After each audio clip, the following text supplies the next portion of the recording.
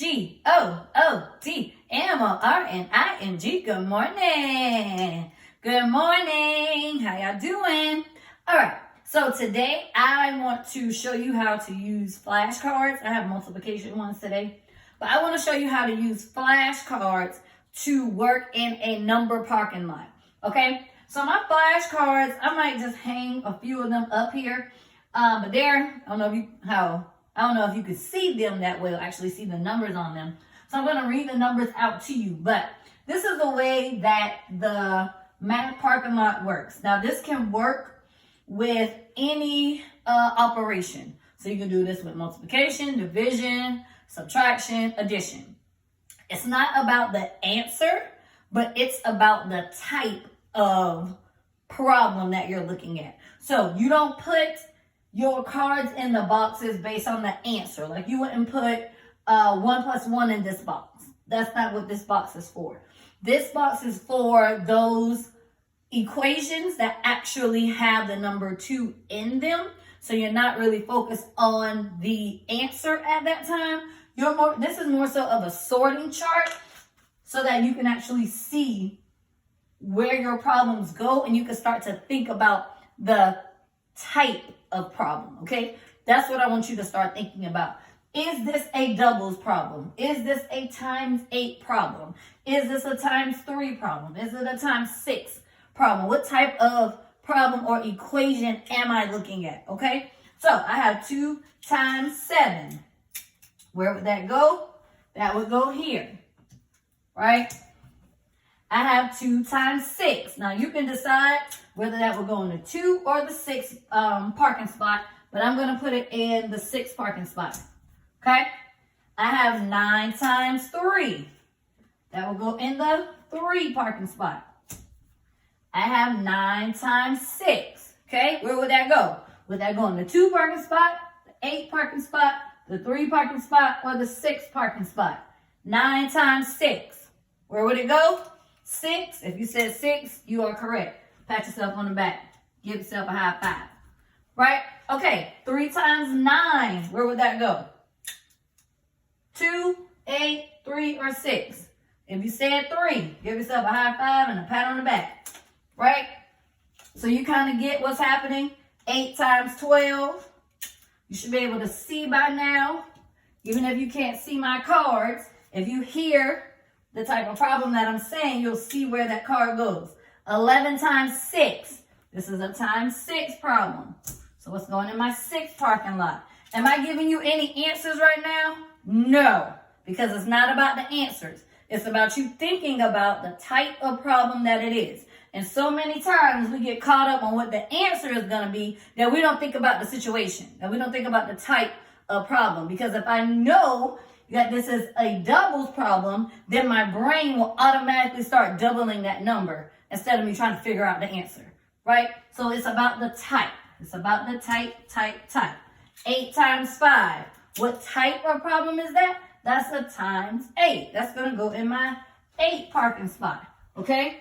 Now what you can do, once you put everything in their parking spot and it's all organized, then you can start working on, okay, what does that actually look like? Okay, 3 times 4. Would that go in the 2, the 8, the 3, or the 6? 3 times 4 will go in the 3 parking lot. Okay, so now all of my cards are in the parking lot. So now what I could do, if I'm practicing multiplication at that time, if I'm just practicing putting them in the parking lot, then your job is done. Okay? If you're practicing putting them in the parking lot and multiplying, then it's time for you to practice, okay? So now let's say I go to my 2 parking spot and I want to practice 2 times 7. I tell my after schoolers that are in middle school and 3rd, 4th, and 5th all the time, show me what it looks like. And every time I do that, most of the time they do this. And they give me the answer of 14. Right? And I say, I'm not asking for the sum or the difference or the product. I'm asking you, what does that look like? What does 2 times 7 look like? This is what I'm asking you for. 2 times 7. 1, 2, 3, 4, 5, 6, 7. 1, 2, 3, 4, 5, 6, 7. Because I want to know what it looks like to you. And a lot of times if you can't see the math, then your brain is not fully processing the math. You're just spitting out answers. Okay? And answers do work. But sometimes you have to manipulate and you have to think about things when it comes to numbers. And sometimes the answer just isn't enough. Now, if you're doing math fluency, right? If you're doing a time math test, then your answers matter in that situation. But if you come to a situation where they're asking you for the answer and an illustration, you got to know what it look like, right?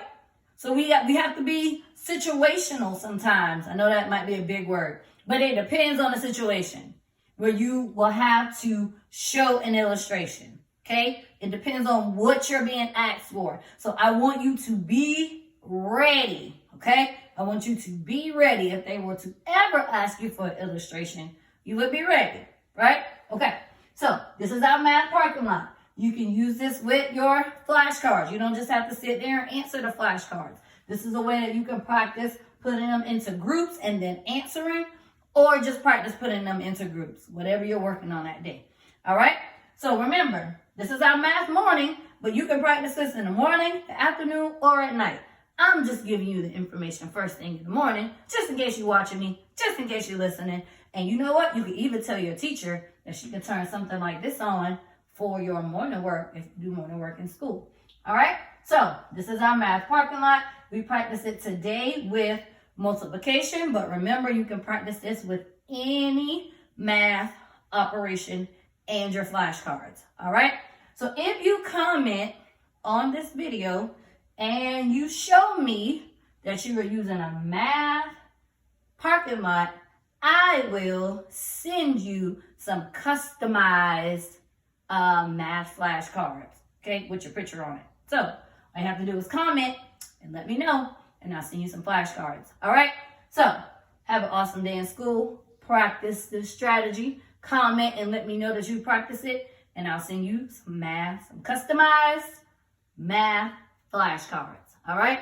Have an awesome day in school, everybody, and I'll see you all next week. Goodbye.